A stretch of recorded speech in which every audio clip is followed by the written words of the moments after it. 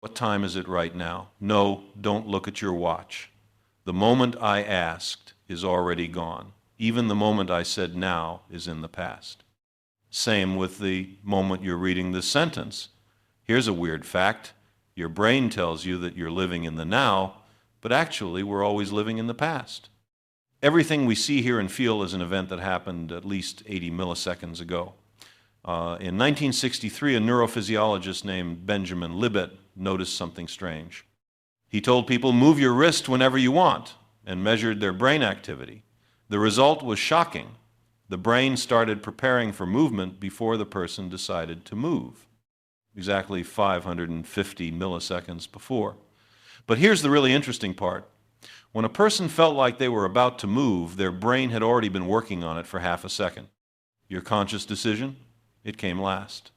Like a king who thinks he's giving orders, but the servants have already done the work. Wait, think about this for a second. If your brain decides before you do, who's really in charge? But let's put free will aside for now. There's something even weirder going on. Right now, light is hitting your eyes. Photons are bouncing off this screen, traveling through your cornea, hitting your retina. Chemical signals are firing. Electrical impulses are racing through your optic nerve at about 120 meters per second. Your visual cortex is processing shapes, colors, letters. Your language centers are decoding meaning. All of this takes time. David Eagleman, a neuroscientist at Stanford, ran an experiment. He showed people a flash of light and played a beep at the exact same moment. But here's the trick. He gradually delayed the beep, millisecond by millisecond. At first, people noticed the delay. But after a few minutes of this delayed beep, their brains adapted. They started perceiving the delayed beep and the light as simultaneous. Then Eagleman played them together again, truly at the same moment. People swore the beep came first. Their brains had recalibrated what simultaneous meant. Reality had shifted, and they didn't even notice. Your brain doesn't show you the world as it is. It shows you an edited version, a story it thinks makes sense. And here's the kicker, it takes time to edit that story. When you catch a ball, you're not catching it where it is.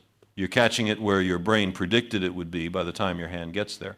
Every single motion you make, every object you grab, every face you recognize, your brain is working with old information and making its best guess about the present. A physicist named Hermann von Helmholtz figured this out in the 1850s. He measured the speed of nerve signals by poking frogs' legs. Sounds simple, almost silly. But what he discovered changed everything. Nerve signals don't move instantly. They're slow. Relatively speaking, incredibly slow. Touch your toe. Now touch your nose. Both signals have to travel to your brain, but one has much farther to go. Your brain should receive them at different times, right? Wrong. They feel simultaneous. Your brain waits for the slower signal and presents both to you at the same time. It's stitching together a timeline, making editorial decisions about what you experience as now. There's a man who lives without a now. His name is Clive Wearing. In 1985, a virus attacked his brain. It destroyed his hippocampus, the part that forms new memories. Now, Clive lives in an eternal present that lasts about 7 seconds. Every few seconds, he wakes up and writes in his diary, "I am now completely awake for the first time." Then seconds later, he crosses it out and writes it again. He's been doing this for almost 40 years. His wife, Deborah, describes visiting him. It's like being stuck in a moment that keeps resetting. He greets me like he hasn't seen me in years every time I walk back into the room. For Clive, there is no past extending backward, no future extending forward. Just this 7-second window, constantly refreshing. And yet, here's what's strange. He can still play piano beautifully. He was a musician before the illness, and his fingers remember what his mind cannot. His hands live in a different kind of time than his consciousness does. What does this tell us? That now isn't a single thing. It's not a point. It's a construction built from many different systems in your brain, each running on its own clock. Your visual system has a now, your auditory system has a different now, your sense of touch, your emotions, your memories, all operating on slightly different timescales, all being woven together into what feels like a single unified moment. But it's not unified, not really. There's an experiment you can do right now. Snap your fingers next to your ear. Notice how the sound and the feeling of your fingers touching happen at the same moment. Now snap your fingers at arm's length. Still simultaneous, right? But they shouldn't be. The sound takes longer to reach your ear when your hand is farther away. At arm's length, there's about a 3-millisecond difference. Your brain hides this from you. It adjusts, it compensates, it lies to you about when things happened so that the world makes sense. A neuroscientist named Ernst Puppel studied this in the 1970s. He found that the brain has a temporal window about 3 seconds long. Everything that happens within those 3 seconds gets grouped together as now. It's why music works. It's why speech makes sense. If we perceived every millisecond as separate, a sentence would sound like random syllables stretched across time. But here's where it gets really strange. Your now is not my now. There's a condition called synesthesia where people's senses blend together. Some see colors when they hear music, others taste words. There's a man who feels touch sensations when he sees someone else being touched. But there's a rarer type, time-space synesthesia. People with this condition see time. Not metaphorically, they actually perceive months and years as shapes floating in space around them. January might be to their left, June in front, December behind. A woman named DS describes it like this: I don't remember what happened in March 2019. I look at March 2019. It's right there, in its spot. For her, time isn't something she moves through. It's a landscape she inhabits. This sounds bizarre until you realize we all experience time differently, just less dramatically. When you're a child, summers last forever. Remember that? A single day at the beach felt like a week. Now, as an adult, entire months vanish. Where did February go? It was just New Year's, and suddenly it's almost April. Why? A psychologist named William James explained it over a century ago. When you're young, everything is new. Your brain is recording densely, forming memories constantly. When you look back, there's so much information that the time feels extended. As an adult, you fall into routines. Same commute, same lunch, same evening. Your brain stops recording as much. It's efficient. Why store redundant information? But when you look back, there's not much there. The time feels compressed. Here's the weird part. It works in reverse, too. In a crisis, time seems to slow down. Car accidents, near-death experiences, people report seeing everything in slow motion. Researchers thought maybe the brain actually speeds up during emergencies, processing more frames per second, like a high-speed camera. So they tested it. Scientists had people free fall from a 50-meter tower into a net. During the fall, subjects had to read numbers flashing on a special watch. The numbers flickered too fast to see normally. If their brains really sped up during the fall, they'd be able to read them. They couldn't. Time didn't actually slow down. But when they remembered the fall afterward, it felt slow. Why? Because their brains recorded the experience in high detail. The amygdala, the fear center, was pumping out stress hormones, telling every system to pay attention. Lots of memories got formed in those few seconds. And memory, it turns out, is how we measure time after the fact. Dur. Think about this. You don't experience time directly. You experience memory.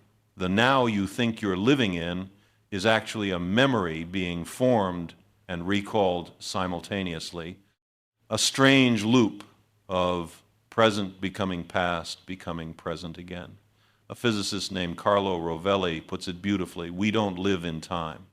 We live in change.